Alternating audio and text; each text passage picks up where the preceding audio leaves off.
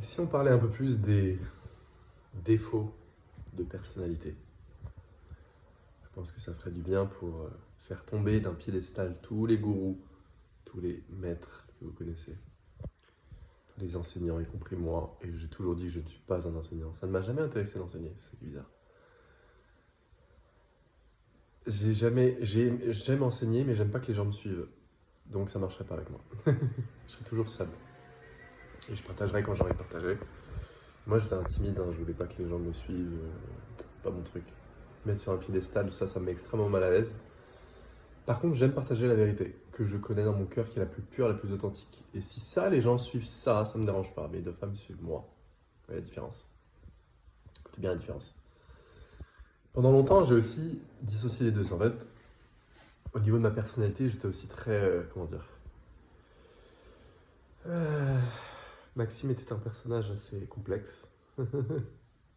Il est moins maintenant, beaucoup moins. Il l'est encore un peu, mais beaucoup, beaucoup moins. Beaucoup, beaucoup moins. J'aimais bien. En fait, j'ai une personnalité très compétitive, comme les hauts sportifs de haut niveau, vous voyez, les Mbappé et tout ça. Même genre. Obsédé par les résultats, obsédé par être premier, parce qu'en fait, dans tous les domaines de ma vie, c'est le conditionnement de mon éducation, mais c'est pas tant mon éducation, c'est ma personnalité, parce que mes frères et sœurs sont pas comme ça. Donc, en MBTI, j'étais vraiment ENTJ. ENTJ, je sais pas si vous connaissez, mais c'est le plus dominant des personnalités. Quelle horreur. Bref, c'est genre Napoléon, quoi. Génial. Super. Ça a toujours été un problème pour moi en spiritualité parce qu'après j'ai amené cette personnalité qui est goal-oriented, qui est je m'attache au résultat ou je veux être le meilleur, je veux être premier. En fait, ça n'a pas sa place dans ce domaine-là. Et ça m'a fait pas perdre du temps parce qu'on perd jamais de temps, mais ce qui est important, c'est que si vous avez des petits perks, des petits problèmes de personnalité humaine, déjà c'est de les accepter, tout le monde en a.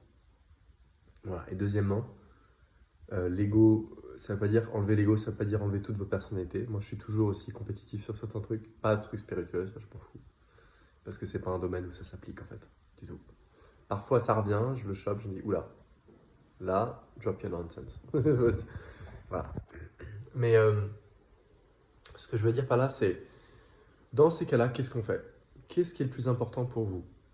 La vérité absolue. Qui, vous savez quoi, elle sera peut-être pas populaire. Quand Jésus parlait enfin, de l'évangile, ou en tout cas prêchait à la parole, etc., combien de personnes l'écoutaient? Très peu. Aujourd'hui, tout le monde parle de lui. Voilà. C'est pareil pour Bouddha, c'est pareil pour Krishna à l'époque, etc. Donc, sur 100 personnes qui font de la méditation, je vous dis ça par hasard, hein, mais peut-être que 80% veulent pas vraiment la vérité absolue. Ils veulent plus de paix, plus de joie, le moins de souffrance possible. Dans les 20% qui restent, vous avez peut-être 10% qui veulent une meilleure vie humaine, qui veulent se libérer émotionnellement. Et dans les 10% encore qui restent, vous en avez peut-être 10% qui veulent la vérité absolue, il y en a peut-être un ou une qui veut aller au bout. Pourquoi? Parce que putain, c'est dur quoi. C'est dur. Donc ça rend très seul. Il faut des qualités aussi, enfin des qualités. Il faut des sacrés balls quoi, entre guillemets. Enfin, c'est pas une question de balls, non, mais c'est une question de. Il faut du courage. Il faut du courage parce que sur les 10 derniers pourcents, qui va vouloir le truc absolu? Bah, pas beaucoup en fait. Et ça, vous vous en rendez compte après sur le chemin. Voilà. Maintenant, quand vos petits problèmes de personnalité reviennent, moi ça m'arrive, hein. Bon, c'est pas que je suis parfait, j'ai plein de défauts, hein, je suis bourré de défauts. Bon, Maxime, parce que je suis vraiment Maxime à plein de défauts.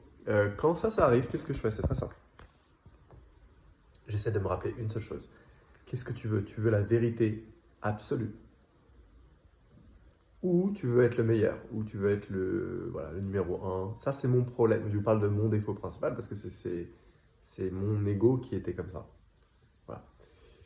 Peut-être que vous, c'est l'inverse. Peut-être que certains se cachent ou sont trop timides, etc. Moi, j'aime prendre l'attention. J'aime être devant, j'aime être le leader. Parce que c'était ma personnalité, j'étais comme ça.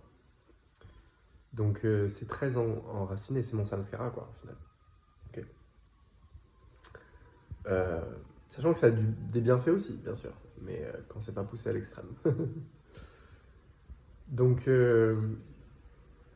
donc dans ces cas-là, quand mes petits problèmes de personnalité reviennent, je me dis Max, qu'est-ce que tu veux? Est-ce que tu veux la vérité absolue? Ou tu ne seras pas connu, entre guillemets, tu ne seras pas reconnu? Ou j'ai toujours peut-être souffert aussi d'un manque de reconnaissance par rapport à ça, mais en fait, j'ai compris maintenant que en fait, c'est juste parce que les gens, la grande majorité des gens, ne veulent pas la vérité absolue. Et tu peux pas leur forcer, tu peux pas pousser le truc dans leur gorge. Si c'est pas possible. Donc ça, j'ai arrêté. Donc ça partait pas d'une mauvaise intention en soi, mais c'était une illusion. Et comme on s'est dit sur les 100, peut-être que 20% va vouloir, voilà, etc. Donc dans ces cas-là, quand vos petits problèmes de personnalité reviennent, qu'est-ce que tu veux?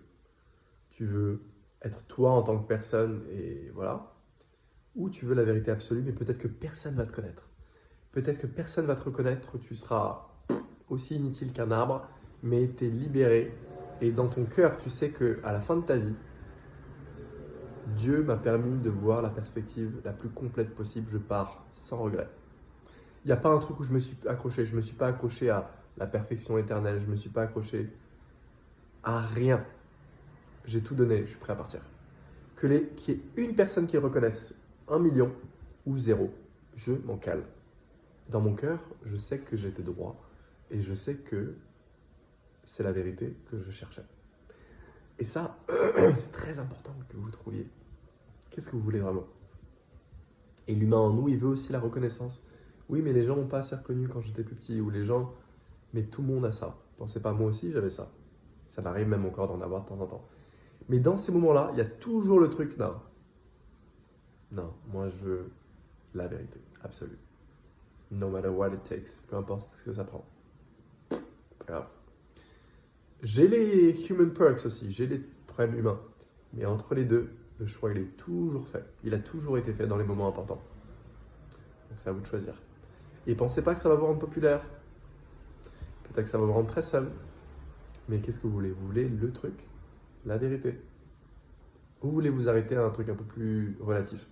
Et les deux, c'est ok, c'est magnifique. Il n'y a pas de mieux ou de moins bien. Mais ceux qui sont câblés pour aller au bout, c'est à vous que je parle.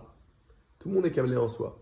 Mais s'il faut aussi des conditions de vie, vous savez, c'est s'il faut méditer plusieurs heures par jour et quelqu'un qui travaille 70 heures par semaine, comment il va faire? Bon.